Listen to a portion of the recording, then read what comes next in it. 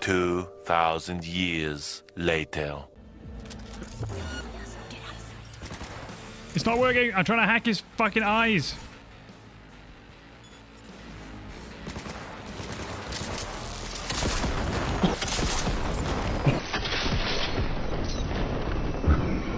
Let's get out of here, Abby.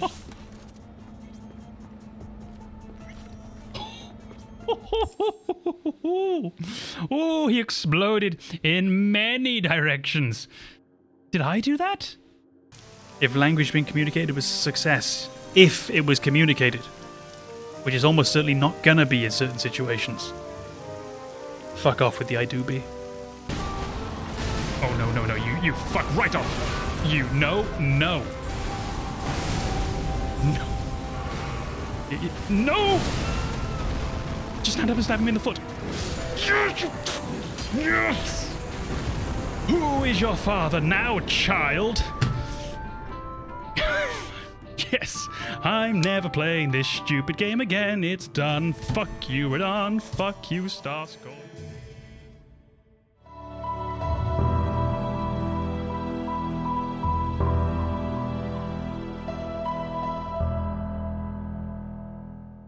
Before we begin, the Gamer's Advocate would like to remind you that any episode could contain game spoilers, so watch or listen with discretion. And now your hosts, AMKomnenos, Banana, and Legion. Enjoy the show.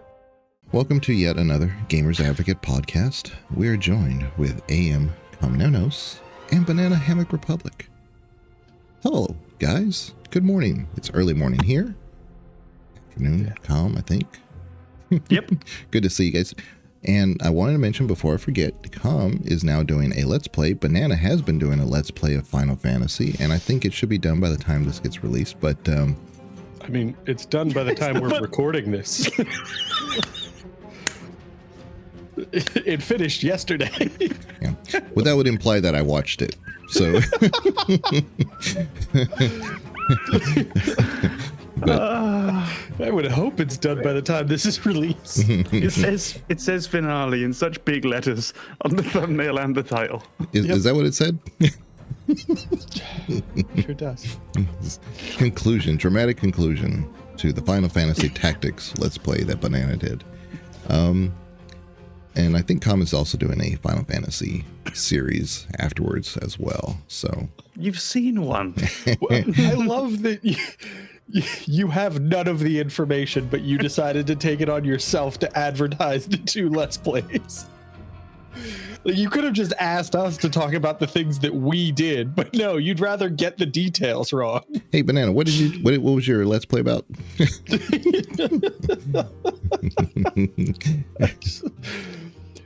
Cobb's playing some fucking video. Go watch. Please. It's like the amount of effort we're willing to put into advertising. Fantasy Future or something? I don't know. Chocobos. We recently did an Epic Moments in Gaming, and I think some of us kind of got onto noticing that there are some games that are open world, or not open world gaming. I don't want to give the wrong impression, but how some games tend to be a little bit too long in their duration. They outlive their welcome. I know talking to Com in the past, he said, Dave the Diver for him was a great game until it wasn't. Things like for me, Red Dead Redemption 2, open world game, didn't really outstay its welcome, but there sure is so much to do that you keep finding that it's like at some point, I'm going to have to advance this story. And at that time, if you're kind of done playing the game, that's where it becomes, not interesting anymore. And like I said, so open world is kind of one of those dangerous type of games that tends to approach that situation too long. Star Wars Outlaws for me recently, that's one of those games you have to keep playing over and over to kind of remember where you're at and what you're doing, because there's so much to do, and a lot of it's, even though you're on different planets doing different things, there's a lot of things that are similar enough that you're like, I think I've played this game, even though I haven't finished it. I think I'm done playing this game. So, any examples that you guys can think of games that have been too long, overstayed their welcome? Yeah. Are we looking for specific examples then, or are we also trying to establish why we think they last too long? Both. Bit of both? I think a little bit of both, yeah. Yeah, I think both makes the most sense. Well, I've had quite a few, and I think this is one of the side effects of just aging and having a bit less time to play video games and having other things going on, and maybe not always finding yourself in a position where you can dedicate enough time to playing a game that's gonna demand a lot of your time. Because I find most of my gaming sessions now takes place in 1 hour, 1 hour and a half windows, and that's about it. And it's really hard to keep coming back to a game 45 times over and over and over every single night. That feels very different. If you play an hour of a game 7 days a week, it's such a different feeling to playing it once for 7 hours. If you really loved it, you play that 7 hour session and you think, oh yeah, let's go. What's next? Good night's sleep. Let's get back on. But in the other one, it's been a week already and you're still playing the same game and you're probably in the same area. So a game that specifically for me, I think has lasted way too long and I've stopped having fun. And it was a game that I expected so much more from, so it just slightly disappointed too. Nothing terrible, but it wasn't where it should have been, is Metaphor Refantasio. And I think that studio is tremendous. Atlas have done some amazing games. The Shin Megami Tensei games are outstanding. Persona 5, and particularly its remake, I think are some of the best games that have been released ever. Persona 4, outstanding as well. And there's everything about this that I should like. I really should. But something about it just got very boring. And it didn't take that long. I think about 30 hours in, I was already thinking, okay, we need to be coming near to the end now. But I know what these games are like. Persona's what, 80 hours, 100 hours? Shin Megami Tensei, not much shorter than that. They make these enormous games. And I think this is the one where, for me personally, they didn't quite land it.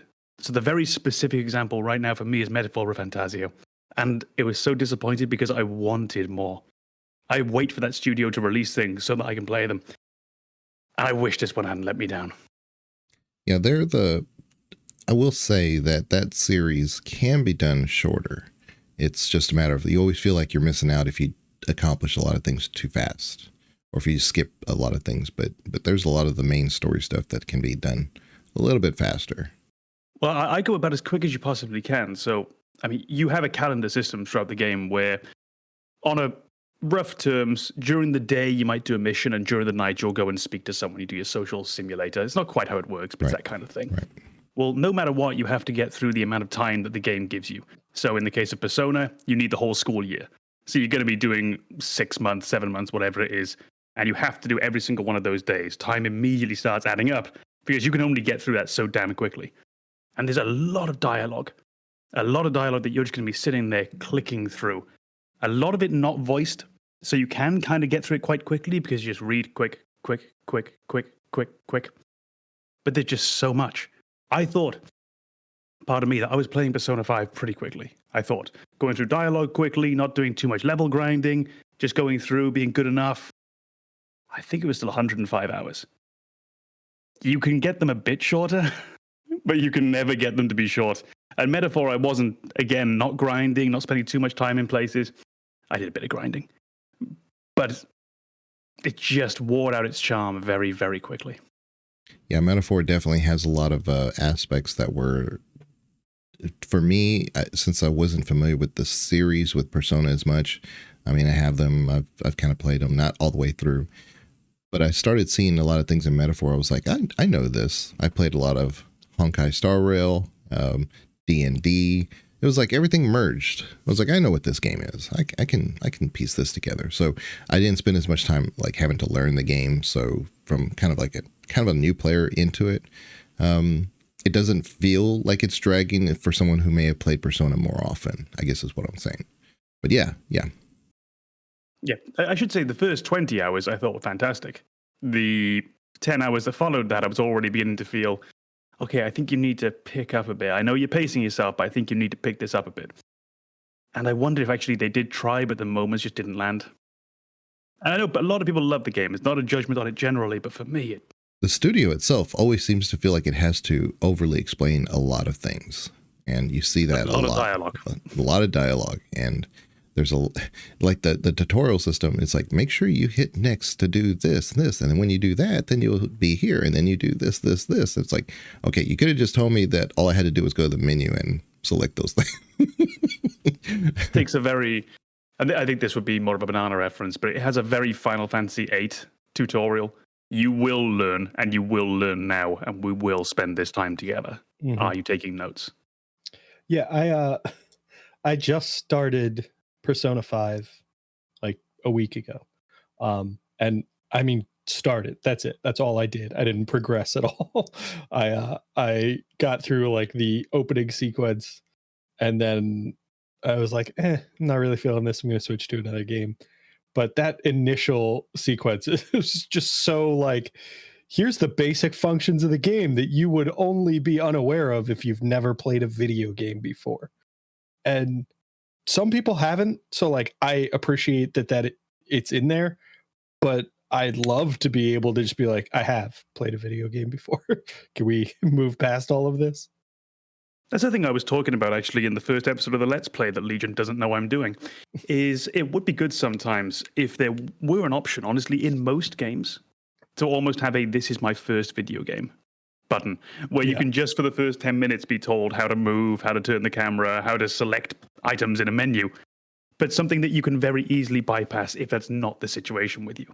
Just do you need a tutorial on the very basics? Persona, it will assume that you didn't, which to a degree I do appreciate, because there are people who will have this as their first game, but it can be very frustrating when you just want to get going, and you know that there's 100 hours ahead of you. Yeah, that's something that's always bothered me with video games, because I'll go back and replay video games over and over again. And when you have those tutorial sequences that either like lock you in a gameplay sequence where like you have to proceed through each of these steps to get out of the tutorial, and it's not skippable, that drives me nuts. Because you're basically just saying like, you're not supposed to play this game more than once. What are you doing? Yeah, I think it's, for myself, it's something, and I don't know how correct this is, that I do associate more with Japanese games, but it might be an indicator of what I played when I was younger and what stuck with me. But recently I've been playing Tales of Arise, and it does the same thing. You'll go into a fight and you need to learn a new character's combat mechanics. It won't let you out until you do that. Until you do that exact thing, the enemy that you're fighting won't take any damage. You just have to hurt them in the exact way the game is telling you to do it with the character that they insist that you use. And that's something that I remember only in very, very certain and specific games. And for some reason, I seem to associate it more with Japanese studios. Yeah, I picked up Black Myth Wukong again. It's not a super long game if you know what you're doing, but I can totally understand. Yeah, it's one of those. It's not an open world game. It's very linear, but the bosses, there's so many of them, and they tell the story through the bosses. But at the same time, your level at the moment is supposed to be somewhat accommodating to the boss until you realize you hit this wall. And you're either really good at the game and can get past that wall, or you're going to have to do a little bit more grinding to kind of advance, because it knows even if you get past this boss, the things behind it aren't going to be as easy to accomplish. So it tries to give you the options so that you can get your equipment upgraded, things like that. So that way, when you do finish that, you can kind of easily go into the next story without being encumbered by, I can't get through this area, you know. So it's trying to do that on purpose, but that one never really seemed like it was too long of a game. But by the time the third chapter is the third chapter is, I think, by far the largest, and you feel it. It's like, oh man, I'm here, I'm glad it's a new area. But I kind of cruised through the first two, and then you get through the third and you're finally done with it, you're in the fourth, and I'm like, wow, that was all one chapter, you know. So it has that feeling, but then it picks up again, and it's kind of interesting that it kind of like has this slog feel, and then you kind of like cruise down till you get to the end. So it's kind of an interesting take on it. I do wonder if there's a optimal length for games, because I'm looking now just very quickly at how long to beat, which I often use actually when I'm picking up a new game, as to whether or not I think there's any realistic chance that I'm going to finish this. And the thing I was thinking the other day was, I told myself in 2024 I'd play a whole bunch of games that I really wanted to play, and I would sort of catch up with them. And when I look back, I didn't. I played Rebirth, of course I did. I played quite a few individual games of Helldivers with friends. And that might have been it. Because time gets away from you. So if you suddenly tell me that a game is 60 hours long, unless I really want to play it, I'm probably not going to. And anytime I see a game that's 30 hours plus listed, the doubt comes into my head as to whether I should even bother picking that up in the first place. I think now I'm much more inclined to pick up any game that says between 10 and 15, 10, 20 hours. That to me would be a wonderful sweet spot. And I remember a lot of games that kind of had that kind of length or felt like they had that kind of length. If I go back a short while to the sort of PlayStation 3, Xbox 360 times, games that were about 15 hours, and it felt like a really good length just for a simple action adventure type game. The Uncharted series springs to mind. There was a pretty good King Kong game on the PS2, I think. That springs to mind. And they all just had this very similar action movie feel. But you knew you could be done in 2 or 3 gaming sessions. Or now at my age, more like sort of 2 weeks of short gaming sessions. So I wonder if there's something just about the length of games that can be off-putting to a certain sector of gamers. I think, yeah, definitely for people in your position who have, other stuff going on, they have lives, that knowing that to get all the way through a game requires a certain investment of, say, like 60 hours. And that means you're not going to finish this game for months. That's definitely something, a meaningful indicator for a lot of people who are considering buying a game. I will say, like, the games that I've invested a substantial amount of time in beyond the like minimum to play through the game once, they still have pacing issues at times. They still drag, but it's not the overall time to complete it that I really cared about. It's in those moments where I'm, replaying through the game. Are you having me do stupid things that aren't fun, that artificially lengthen the game for no reason? And that's the stuff that really drives me nuts, when you're just arbitrarily slowing things down so I can't make progress. And one of the things that springs to mind is something that I've seen in so many video games over the years that I just can't fucking stand. And it is a playable sequence where your main character's movement is like a fraction of what it normally is, but you still have to guide them through whatever is happening in that moment. Mass Effect did this, I think, in every game. But it's just like, I get it. They're injured. They're moving slowly. I don't want to play this. Like, this section, I don't want to be in control. Because what just happened was probably some catastrophic event that I couldn't avoid. So it was beyond my control. And now I'm dealing with the aftermath of that. And part of that aftermath is my character just surveying the carnage in slow motion. Just make it a cutscene. Don't make me walk through this at 10% my regular movement speed. Just allow me to either put the controller down and just watch, or progress through at the speed I want to. It's a strange one, because the 2 examples that come to mind, one is, and it's one specific example, one is Final Fantasy Remake, one is Mass Effect 3.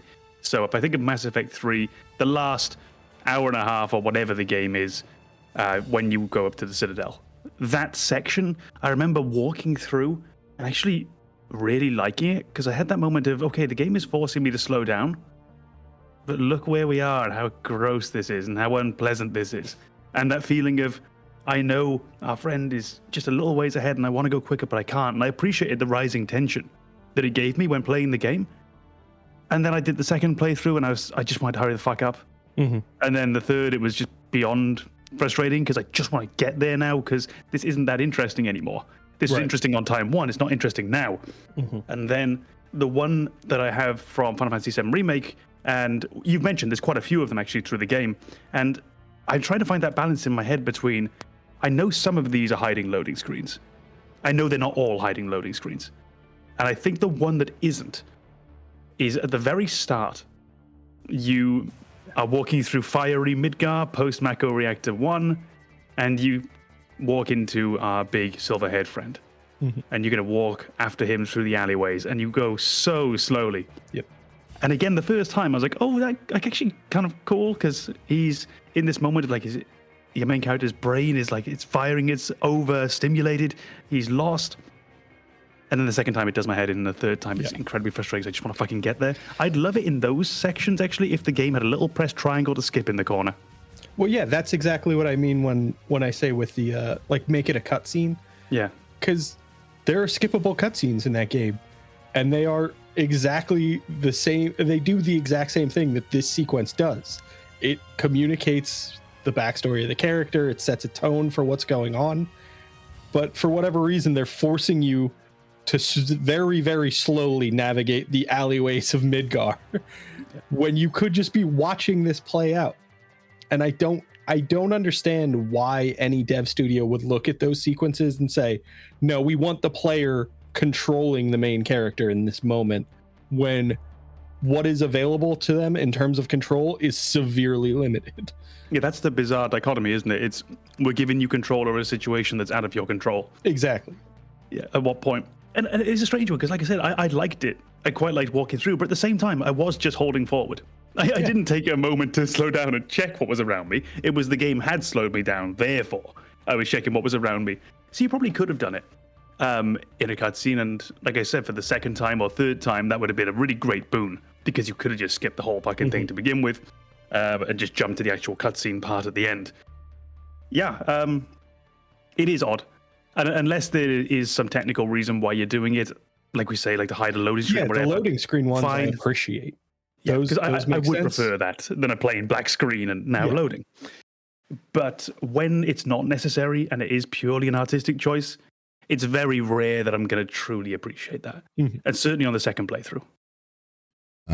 If you're paying like $15-$20 for a game that you know you're going to get a good 60 hours from, you might say, hey, look, may not finish it right now, may not finish it even this year, but it's a pretty good deal for a good game that I know will, last me a while. Conversely, when you say like a game that's only like 10 or 12 hours, but let's say it's a good game, but it's $60-$70, I may not get that game, because now we're pushing. It's like, I'm going to get done with this pretty quick. Why don't I just wait till it goes on super sale?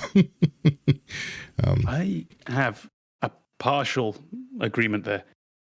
For me, if I'm buying a game and I'm looking at the price to time comparison, I try not to, because I think it's just not that valuable. I will say a game is too short for me to buy. But I won't ever say, oh, a game is long and it's cheap. This is a bonus in its favor. So for me, it only goes in that one direction. It will just be, if you tell me a game is 3 hours long, and some are, I'm not going to pay $70. And they didn't ask for it. I'm not going to pay $70 for Papers, Please. I'm not going to pay $70 for Obra They are shorter. But it'll never work in its favor in the other way. Even if someone told me, okay, Final Fantasy VII Rebirth, it's amazing, you'll love it. It's 100 hours long and it's this price. I'm going to listen to everything except the it's 100 hours long part. That I really don't care. Yeah, I think that goes back to the point I was making, where that time isn't really an accurate indication of how long you'll spend enjoying the game. It's how long you'll spend playing through that first experience. If there are huge parts of that first playthrough that are boring and uninteresting, you're going to be like, yeah, this game length is working against the devs in this moment, because I'm not interested in progressing. I'm not interested in investing more time in this sequence because it's not fun. But you can't get a, how many hours did you actually enjoy metric for these games.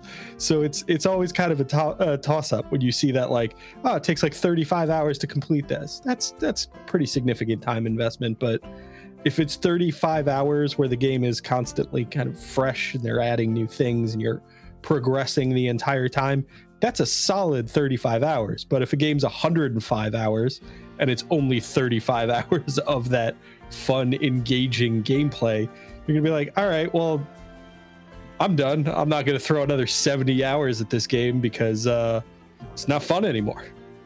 Yeah, there's definitely games that are kind of in that nebulous category, like builder games.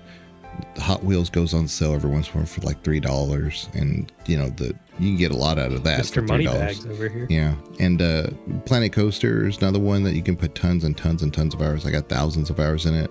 There's no real end game here.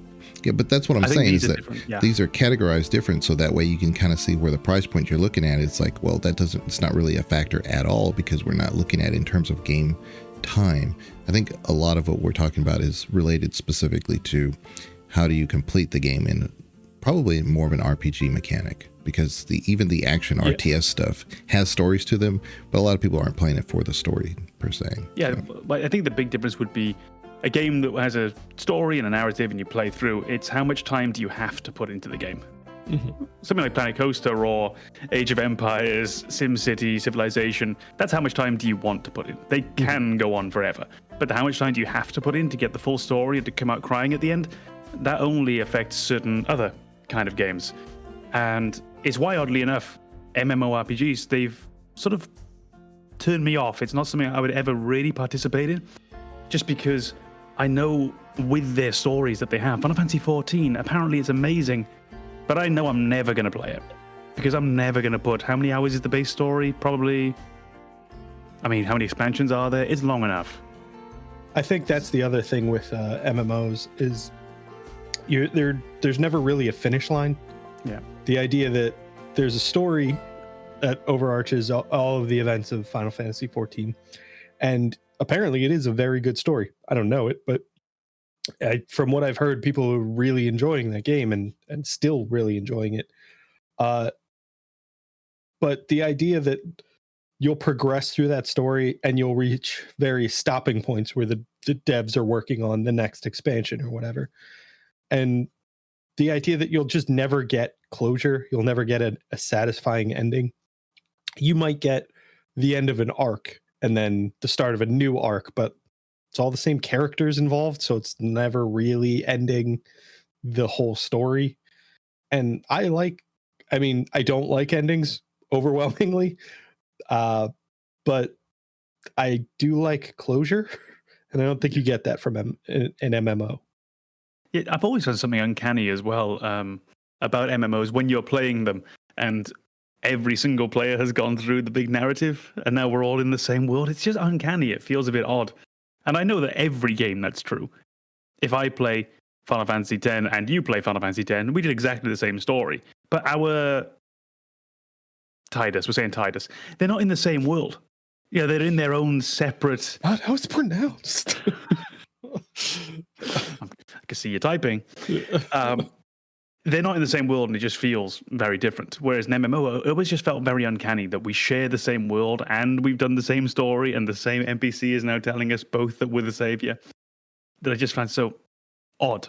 Well, yeah, that's another thing with MMOs. The idea that, like, usually in RPGs, your main character, the playable character, is special somehow. And then you go to MMOs and it's 4 million players. They're all special. Like, and somehow you feel less special. Yeah. Like, even in comparison to all the other equally special players. Well, I think that's why a lot of MMO players actually do enjoy the in-game, because not everybody's doing in-game, because that takes a special player to actually have coordinated that much. Other similarly minded individuals to gear up the way that they need to experience scenes that not everybody's going to see. So they'd actually feel special because they are special. They're not everybody's doing that type of content. Still way too many for me. Well, for me, the Star Wars, the Old Republic still holds up for me, mainly because each it's really a single player game wrapped in an MMO. Because so much is just cutscene. There's so much voice dialogue, and it's, you may go in there, but you're not going to see like 5 or 10 other people go into that scene. It's a unique scene each time for the player character. I also think that the Old Republic, from what I've seen of you play, doesn't have that quite like you're the only one kind of feel to it. Like, every kind of origin in the Old Republic kind of feels like you're somebody who's figuring out how to be special. You're not like suddenly like selected or anything like that. It's just some weird stuff happens to you. You try to make the best of it, and then the story progresses. But in games like, and I think they actually did that fairly well with Destiny, which is the MMO I guess I'm most familiar with. You are really just kind of like another person touched by the light in that series, and you end up becoming special because you just keep progressing through the story and like going on these missions and surviving. But I think that doesn't translate well to an MMO in certain cases where it's like, oh, these are the, the handful that made it through that sequence. And it's like, yeah, that was released a year ago. Everybody's done that now. We're not special though. That's the tragic one with Destiny as well. As I remember when I started playing it, finding out that a whole bunch of the content didn't exist anymore. And that was a weird one, which did make my character feel almost second grade in comparison to people who'd been playing it before, because they'd done these quests, they'd saved these worlds, or whatever happened. I don't know. I didn't play it. That now my character couldn't even do. So you did almost feel like you'd signed up for the army in 1946. Like you'd sort of missed everything taking place before. That's a World War II thing, if anyone doesn't know. You have signed up for this. Great, just checking. You've signed up to go and do this, and then actually you're in not a time of peace in Destiny, but this big campaign is now over, and you're sort of fighting with what's left and these next bits. And that just felt so disappointing, because it was also really tough because that aspect of Destiny where they kind of abandon those older pieces of the game, it really destroyed whatever kind of immersion you built up in that game, because it very much came across as we don't want to have to maintain these assets. We don't want to bloat the game with these this excessive amount of data that's tied to stuff we're not using anymore. It's, worlds where things are no longer happening. So we're just going to remove it from the game. Like, it very much felt like a studio decision as opposed to like a story element playing out in the game. Right. Yeah. You could feel like, when you loaded it up, like you say, the studio decision. So it was cold, bureaucratic. It was just, we need less gigabytes in the game. Yeah.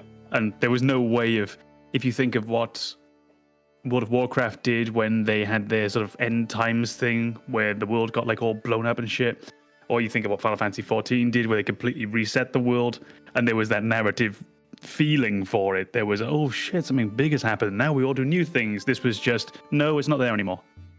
And I think they did try to provide a narrative explanation for what happened. Okay. But it was, there was so much discussion about removing those assets prior to that it was just like oh, this is the cover your ass. Like, yeah, we debated making this decision to move this stuff for like 8 months. Then we finally removed it.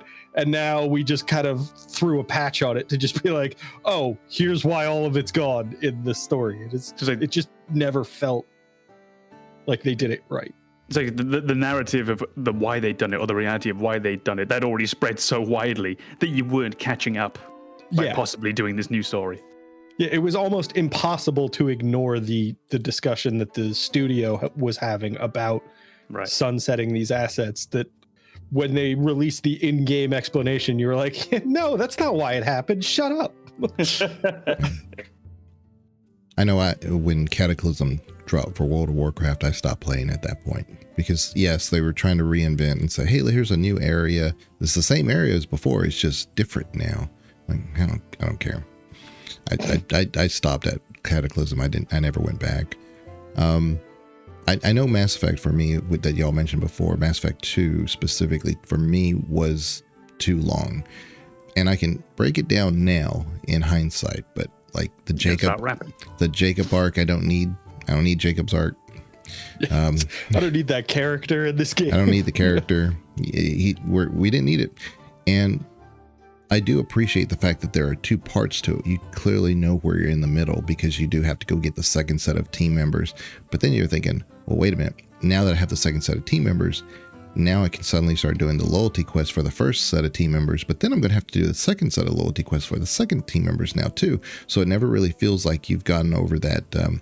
Okay, now we need to go figure out the collectors and whatever, because you're still building your team. But really what you're doing is just doing loyalty quests. So I think if they had gotten rid of maybe a couple, it's hard for me to say that, but yeah, it just seems like it's a couple, or maybe 3 too many team members for me to have to worry about. That kind of calls to something that I mentioned in the Let's Play of Final Fantasy Tactics. I think I've mentioned it when we talked about Baldur's Gate 3 before, and it's the idea of not really giving a game that involves multiple characters having different starting points for those characters. So in Baldur's Gate 3, you get through the tutorial, you can immediately recruit Shadowheart. You walk a little further down the beach, you can recruit Astarion. Cross over the Nautiloid, you can recruit Gale. And then you stumble into Lae'zel in a trap. All of those feel like they're immediately available. A little bit more effort, you meet Will. And then you go on your little adventure and you meet Karlach. Those feel like the starting characters for Baldur's Gate 3. And then as you progress much further into the game, you recruit Minthara in Act 2, Jaheira very, very late in Act 2, Minsk in Act 3.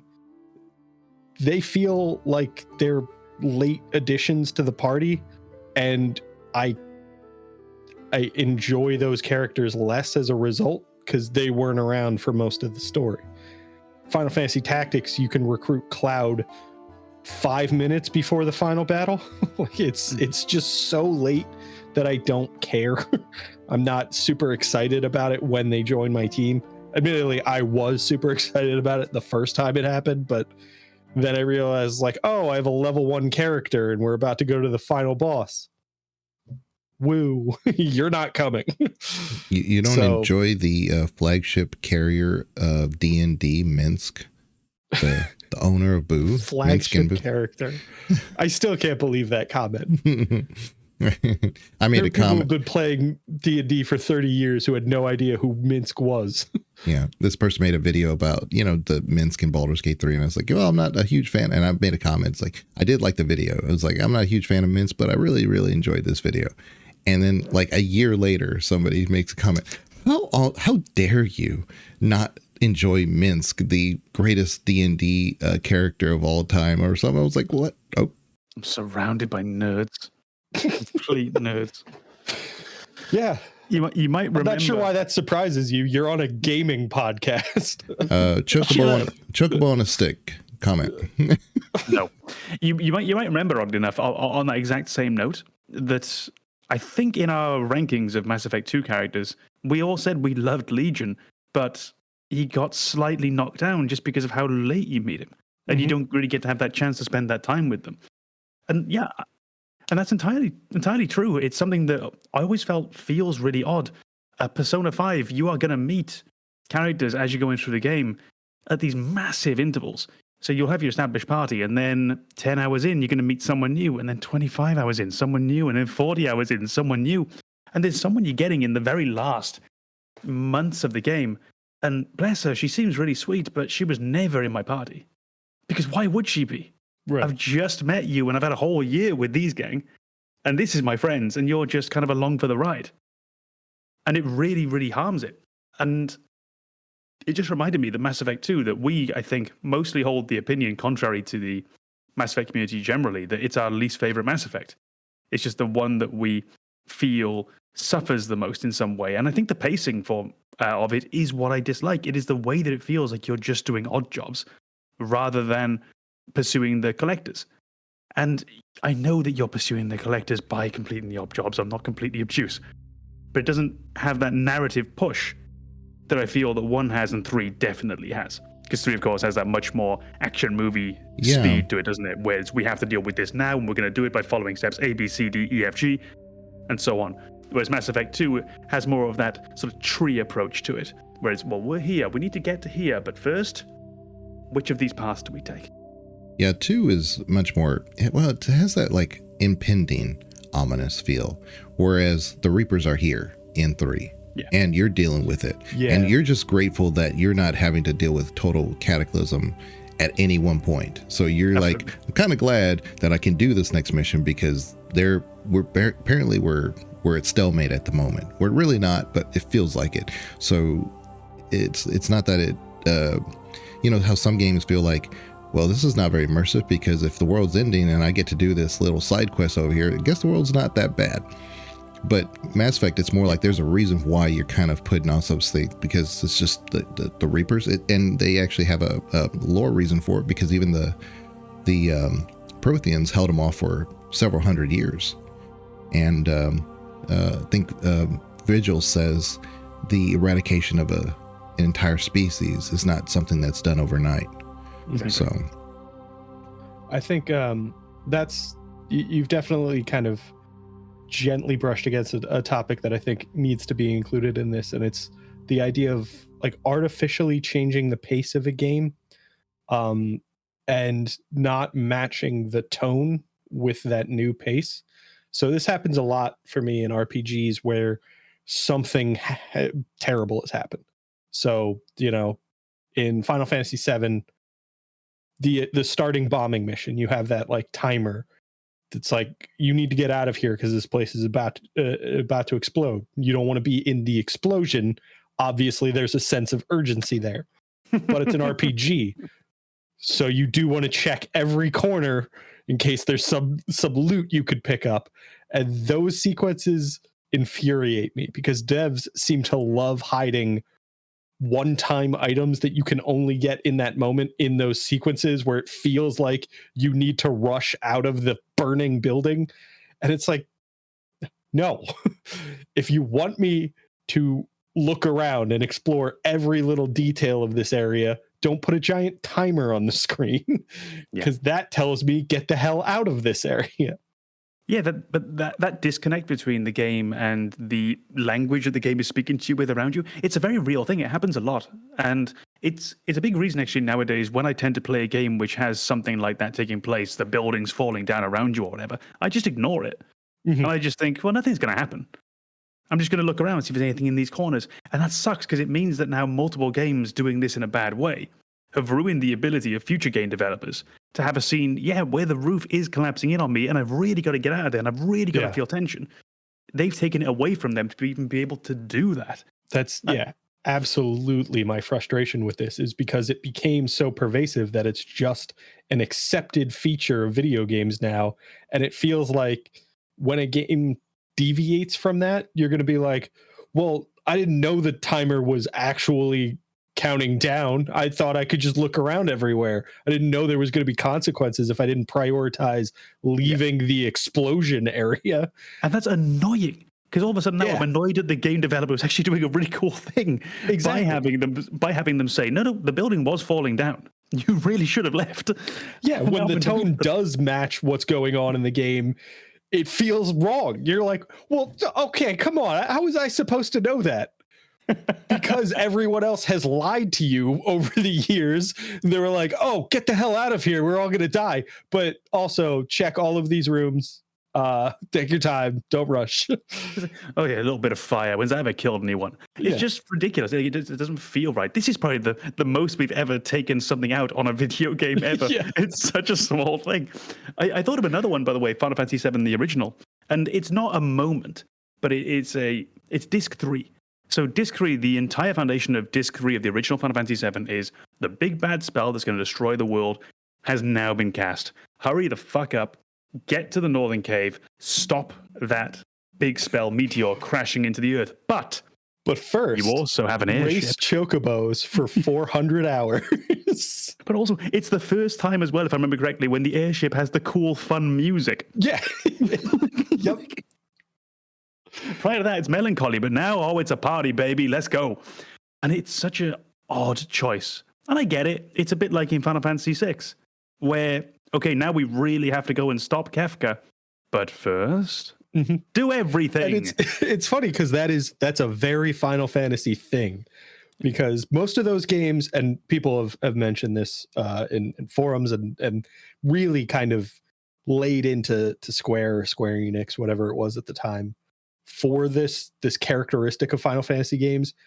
They refer to them as hallway simulators, which is true for the vast majority of these games. The story progression is extraordinarily linear and confined for 90% of the game. And then you get to that last 10% and the world opens up. Meanwhile, the story has progressed to we're all going to die unless you go deal with this immediately stage. And this is the first time you get to go back and do whatever the hell you want. So the tone doesn't match up with your new freedom. It's like, oh, the meteor is falling towards the planet. We need to move and take care of this first. This needs to be our top priority. but also I really want to catch those chocobos. And it is still the dialogue as well very often. Like if you go back to your home base, the dialogue of the characters in there will still be, let's get straight to that northern cave and kick his ass. Yeah. Like, hold on, buddy. Hold on. We need to go to Wutai for the next 3 hours. But did you notice that little garden on top of the mountain? Yeah, I need to figure out how to get in there. Which means Chocobo Ranch. Yep. Oh, it's so good. I love it. So there are some games that kind of like skirt the line between both, builder stuff and RPGs. And like, I was thinking Subnautica, because Subnautica, you're going to be signing up for a very long ride if you go all the way through. But I know the pressure for me initially was finding a radiation suit, or how to make a radiation suit, because I was like, I see this radiation thing. I know that's going to be important, and it's getting worse and worse and worse. So how do I deal with this? And I couldn't figure out how to make a radiation suit. It's like I got to find a tree for it. And when I found the tree for it, I was like, now I got to find the items. I have no idea where these items are. And so there's a certain like pressure that I felt with that. But it was one of those, like, if it kind of like got me into the building thing a little bit faster initially, I could probably feel like, okay, I can feel my way through this now. But the end game to Subnautica, because that does become an RPG when you're doing all this, is quite lengthy. I know several people who have played tons of Subnautica and never finished it.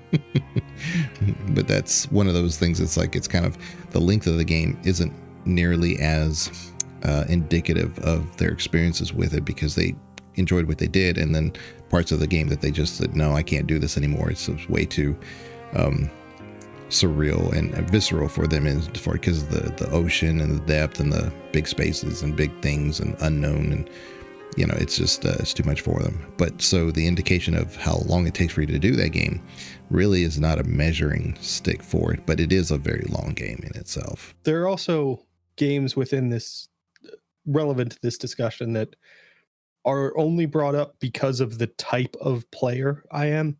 So for me, the story of, say, like Warriors Orochi 3, you can get through that relatively quickly. I mean, it is going to be a little annoying in terms of like progression, because it's playing just through the story mode means that you progress extremely slowly, and there are other game modes you're supposed to play to just kind of grind your characters up. But the main story of that game goes by relatively quickly, and then because I am a completionist and wanted to get all of the achievements, played another 900 hours of that game to get everything. And that's one of those things that it's like, you can't fault the game because I wanted to go back and get all of the achievements. But at the same time, when a developer puts an achievement in the game that's just like, do this 5,000 times, why? If it's something that's challenging, I should only have to do it once. If it's something that's not challenging, don't put an achievement tied to it. I am firmly of the belief that the side content in a game, if you think there's too much of it and you've binged yourself on it and now you have stopped enjoying the game for that reason, it's your fault, you as the player. However, I also think achievement design is a real thing. Because there are people who specifically want to go out and platinum these games. They want to go and get these trophies. And design of a platinum trophy, I think, is a part of the game design in and of itself. And if you do make these awfully difficult platinums that encourage players to no longer be having fun with your game, that's a flaw in your design process. You need to think of a way to make this hard. We don't want everyone to be able to get it, because it is a little special thing for those who want to. Because I don't want to go and get platinum trophies. On the other hand, you do. You should have to work for it a bit. Yeah, but not so much that you hate the fucking game. There are definitely, so like there are trophies that kind of fall into this kind of endurance category almost, that I get. Things like collect all of these items, collect like, whatever collectibles there are in the game, getting all of them is a very logical achievement. It's very much like we put all of these items in the game. They're pretty straightforward to get. You just might not notice them in your first playthrough. You might not have, the checklist at hand to know exactly where everything is. But collecting all of them seems like a reasonable request.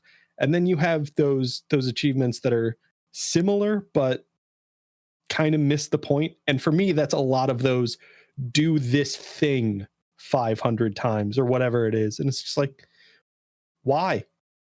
What if it's not something that is like I would much rather have an achievement that says do this thing once and you might have to make 500 attempts because it's kind of challenging. It's not easy to get through. Then do this very easy thing 500 times. Yeah. Yeah, I think there's a nice balance to find. Because some of my very favorites, it's the trophies that I remember always being happy when they popped, was things like in Mass Effect, they do 20 warps or whatever it is, or pillar box. What do you call it? Like post box 10 guards when they got the shields and you want to go through the slot. Oh, yeah. Like, and you got to do like maybe mail slot. Yeah, you got to do like 10 of them maybe. It's a nice small number. That I like. And I used to like those and seeing it pop up and saying, you've done 5. You're halfway there. Right. But yeah, when it is dodge 100 lightning bolts in Final Fantasy 10. 200. Oh God! Well, point made. that is, and yeah, that's absolutely it. The number is a huge part of that. 25 of those things in Mass Effect. You know, if you're playing a biotic character, you'll probably get the ones tied to biotic abilities just by playing the game because you're going to be using those abilities. You might not set up the biotic. What was it? Combo, the explosion, whatever. Yeah. You might not trigger that as many times in a single playthrough, but like the game is just kind of encouraging you to use the skills at your disposal. And it says like 25 times, which is a very reasonable number in a single playthrough to get. And you have characters on your team who can help you make progress towards those. So like if you're not a tech character and you bring Tally with you and you use her overload, it still contributes towards that achievement progress. So like it's very much a reasonable request for them to say like, hey, play the game and use the abilities we put in the game a lot. Maybe not like maybe not the amount that you normally would, because if you bring Tally with you and then everybody has biotic shields, you're going to be like, overload doesn't work as well on those, so I'm not going to use it as much in this mission. And then you go to a tech mission and you didn't bring Tally with you, so now you have Miranda trying to use warp on just regular shields. It's like, all right, well that one's on me because I didn't really plan these. I didn't know what enemies I was going to go up against. But if that said do this 500 times, I'd be like, no. yeah, and that's when you're not even going to bother. You're not even going to open it. You're just going to say, well, whatever progress I make, great, but I'm not even going to think twice about it. Yeah. And I was just writing down, actually, it's the two things that for me would make the trophies enhance the longevity of a game. So they're going to make me want to play the game more. And it's, first of all, the trophies need to encourage my behavior. They need to encourage me to try different things. I don't want you to tell me to dodge lightning 200 times, but I do want you to make me bring along a tech specialist in Mass Effect that I might not maybe have brought along, just so I can test out those powers. Or maybe you want to make me try and have a second playthrough where I play as a biotic warrior or whatever, as opposed to an assault rifle person. Maybe you just want to push my behavior and give me those little extra rewards. I think that's a great thing for achievements to do, just to influence your behavior in a positive way and say, look, we've designed all these systems, go try them. And if you do, we'll give you a small reward. Mm-hmm. And the other thing was regarding the feasibility and the ability to actually complete the achievement lists. I want an achievement list, if I'm going to platinum a game, where it's one playthrough where I just play, and then I can do a second playthrough with a walkthrough and get the platinum. Mm-hmm. Like, that's sweet spot. And technically that's always going to be true, because the walkthrough can just say, yeah, go here and dodge that lightning 200 times. Right. But I mean in a reasonable way. Yeah. Just with little detours. That's all I need. And we've been talking about my playthrough with Remake recently, and I'm going back and doing some achievement hunting, and overwhelmingly, I think the achievements are well designed. There is one that drives me nuts, and it requires 3 playthroughs of specific chapters. It's to get the 9 available dresses. And the problem is the things that drive what dress you get for each character are not effectively communicated. So you'll do your first blind playthrough so you get the real experience of the game and not even know that each character has 3 different dress options. And then you'll go to the second playthrough and be like, all right, what achievements do I need? Oh shit, I don't know what dress Tifa was wearing in the previous playthrough, so now I have to do this 3 times. And if you're like me and stupidly just selected one of the options blindly in the playthrough, you end up getting the dress that you would get if you did none of the side quests in chapter 3, which means now you have to go back and do all of the side quests in chapter 3 to get those 2 other dress options. So you've artificially extended the amount of time you need to invest in the game. But I think that's a perfect example, actually, of just the artificial lengthening of a game that is going to take away some of your joy. And worse than that, it's directly linked to the achievements and the trophies. So there's that extra frustration element added to it. If there was no trophy linked to seeing all of these available dresses, you might just think, oh, whatever, I won't bother. But when you really want that trophy... You might be on the other side of that. There's no trophy tied to them. You might be like, oh, there are 9 options. I want to see all 9 of them. I'll do this on my own. At which point you're not being coerced into investing that time. You're making that decision on your own. But because there's an achievement and people like me, I'm like, oh, I have to do this now. I don't have to do it. I'm an idiot. Yeah, and that's the odd thing, isn't it? You say like you're being coerced into it. You're absolutely not being coerced into it, but that is how it feels in the moment. And therefore it affects your enjoyment and how you feel about the game. Gamers advocate, bold take, say yes to the dress. Coercion is bad. Oh, okay. Yeah.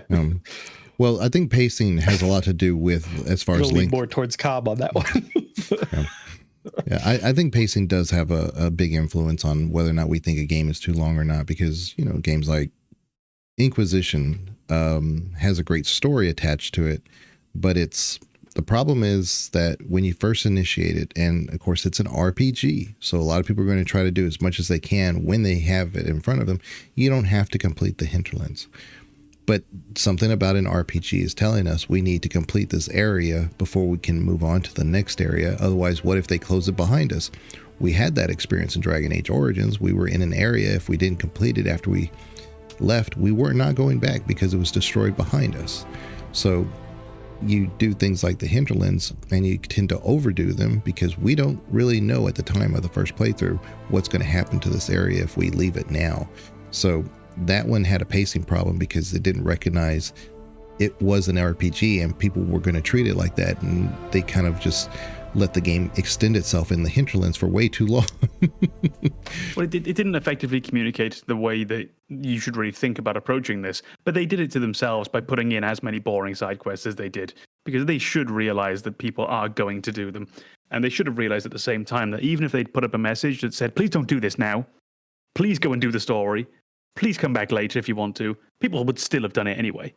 That game had multiple pacing issues. And I think, honestly, it's why, as a game, we look upon it so differently now, 9 years later, 10 years later, than when it first came out. Because now we look on it with a combination of the rose-tinted glasses, the nostalgia, but also we know how to play it better. Whereas on day one, like you said, we didn't know to move on from the hinterlands. The instincts were still there, clear all of these boring side quests. Whereas now, when you play it, I think every person you know who is a new player to the game, you say, oh, by the way, the hinterlands, don't do it all. Just advance. Keep going. And now we've got those, everyone who plays it now is sort of standing on the shoulders of giants who came before them. And we sacrificed our time in the hinterlands so that you don't have to on this new playthrough. And I wonder how much something like that, the fact that we play it better, plays a role in our reassessment of the game in these recent years. Because the praise that Inquisition gets online now is not the praise it was getting 10 years ago. I think that is a huge part of pacing. The idea of conveyance in games, letting your players know what they need to be doing at any moment and when they can abandon something and still come back to it later if they want to. That is a huge, huge part of just generally pacing your game. And it's a game we've mentioned previously that Legion and I think, both appreciate, but was not well received in the moment. Zelda 2. That is a game that does a lot of very interesting stuff, took a lot of risks, brought a lot of new stuff into the Zelda series, and people hated it in the moment. But if you go back and replay that with a walkthrough, that game is wonderful. It's just the amount of time you needed to invest in the game to figure out things and how they worked in the world, or to just kind of randomly stumble into areas that are hidden, that are essential for progressing, like the first playthrough of that game for anybody who's done a blind playthrough is infuriating.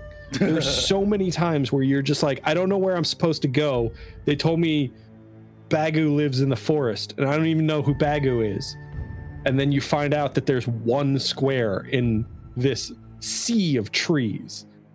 And if you step on that square, you go into Bagu's cottage and you meet him, and you're like, how was I supposed to know that?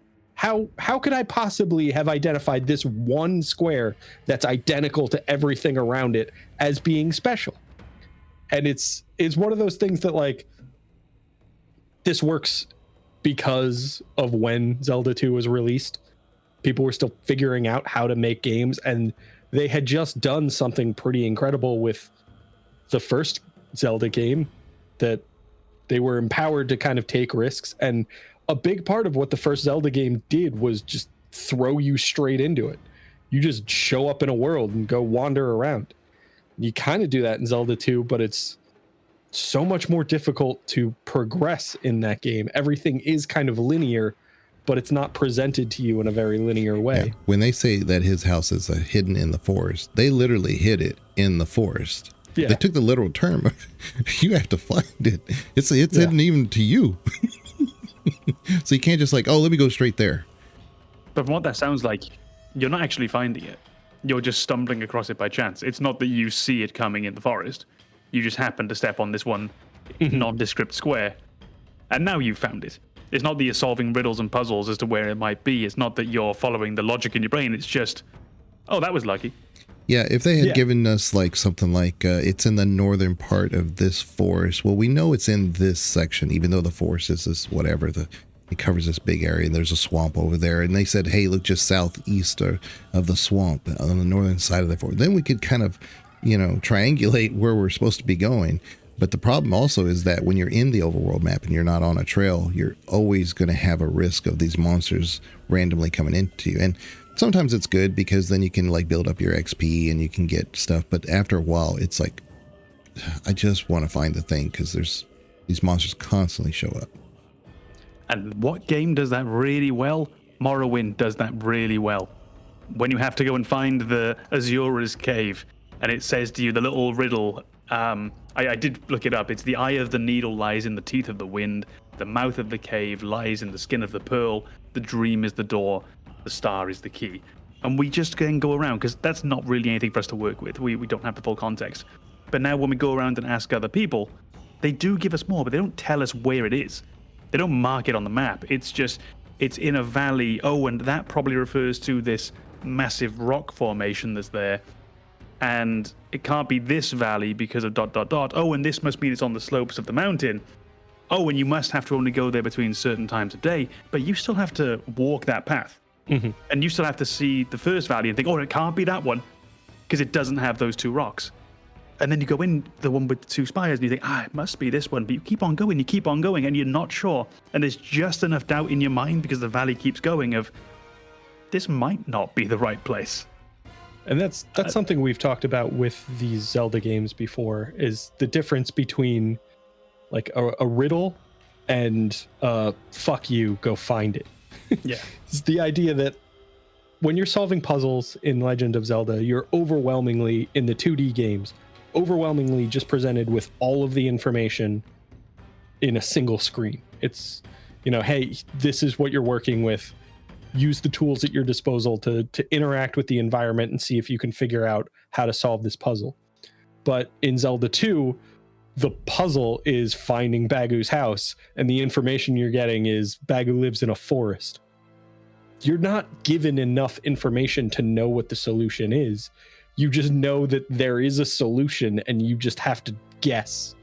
And that's not a puzzle. That's just a time sink. That's just saying, go wander the forest and maybe you'll stumble into it. Well, the needle in the haystack isn't a puzzle. Yeah. And it never has been. Exactly. It's a patience tester. Yeah. I think the Elder Scrolls has definitely done a good job of like saying, look, the pace isn't the story. It's the story's the story, and you tell the story however you want to. So Morrowind does a great job of that. Skyrim does a great job of that.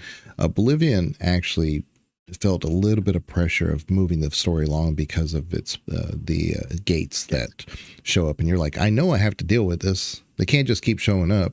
You know, it was that whole like the Reapers are coming. Well, the Reapers are here type feel. Yeah.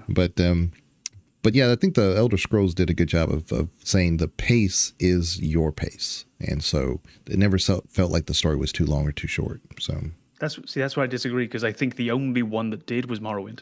I thought Oblivion was much more. It was very imperative that you continued on, because you very specifically had the gates that were popping up, and at some point this was going to be a problem because you have random NPCs walking the roads. But now there's scamps and Daedra hanging around. That's not good. And Skyrim, I just thought the tone didn't quite land. They're far too pressing in the dialogues attached to the main quest, and it feels world-ending because I can see dragons everywhere. And when you do that, I think it doesn't allow you to really quite settle in the way that Morrowind did, where they're very specifically, and they do sort of hammer the point home over time, when they keep saying to you, just go and do other things for a while. Go and do other things. And even at the point I'm at now, where I need to be declared Portator by the 3 grand houses and Nerevar by the 4 great Ashlander groups, even that, the way it's presented to you is you need to have a reputation that means something to them. And even though you don't have to do what I'm doing, so I'm deciding to quit and I'm going to go and do side quests for a while because I think my character would do that. I want to present myself to these great houses. I need to be someone before I can do this. Apparently you don't have to. Apparently you can just go there, do a quest, and that's it. But it feels like you can, and it feels like your character would. Where there is times, particularly in Oblivion, but also in Skyrim, where I think, well, I'm going to go do this side quest, and I know I can. And I know nothing's going to happen. But I wouldn't do that if this was real. I'd be heading over to that barrow where the dragon is. I will definitely say that Skyrim, the way the game works does break that immersion a little bit, because I think we've all kind of played through Skyrim and had that understanding of the main story, like, oh, there is a small sense of urgency here. Like the dragon attack at Helgen, it's like, all right, get to Whiterun, give them this warning so that they know what's going on. And that leads you into the next step where, oh, okay, I've got to go talk to the Greybeards because they summoned me. And there's always kind of this impetus to keep going with that story. But because of the way the game works, at a certain point, you're just like, I don't care anymore. I'm going to go do my own thing. And like, it destroys that immersion because you're very much like, I don't want to play that part of the game right now. You're making a very gamer decision. But at the same time, that's what the devs wanted you to do. That's why the game's pacing works the way it does. It's very much controlled by you. So like, it's done in a way that you'll eventually reach that point where you realize you are in control of the pacing, but it's only because you didn't want to continue with the pacing the game kind of laid out for you. You just got burned out on it and you're like, I don't want to do this anymore. And it does very effectively let you do that. I adore Skyrim. I think it's a really, really fun game. It's great at what it does. The story's actually pretty good. I like most of the side questing. I love the world. I love the time spent in there. I love doing nothing in Skyrim. That's great too. It's just, there is that slight discordance between the impetus that the story tells you there is and the impetus that there actually is in the story. And like Banana said, the devs don't want you to go and do the main quest all the time, is the impression I get. They want you to go and have fun. That's why they put so much shit in the world. But the characters in the story do want you to go and do the main quest. Yeah, it seems like the biggest decision you make in Skyrim is, do I join the Grey Cloaks or the Imperial? I have to, like, because there's a civil war going on within Skyrim. You're like, seems like that's the biggest decision I seem to, and at the end of the day, it doesn't matter. So. I can't even remember. You can basically win the war for one side or the other, but it doesn't affect the main story particularly much. Oh, I think I remember actually. You either have to like decide the war before moving forward with the main story, or tell everybody to fuck off and like knock it off for a bit while you deal with the dragon problem. Well, I appreciate everybody being here. I think we talked long and hard about game pacing. If you didn't laugh, it would have been fine. But I don't know if it would have been fine. No, it wouldn't. We did Banana has done a Let's Play about, what was it again? What was that about? Final Fantasy something? I don't know. Fantasy Tactics or the Lions. Check that one out. I think Com is supposed to be doing something about Final Fantasy, I think. So The first episode is out. give that a watch and like, subscribe, and every Friday we post a new podcast, and look out for that. We're on Apple, Spotify, and Amazon Music. Yeah. So check those out. See you later. Bye-bye.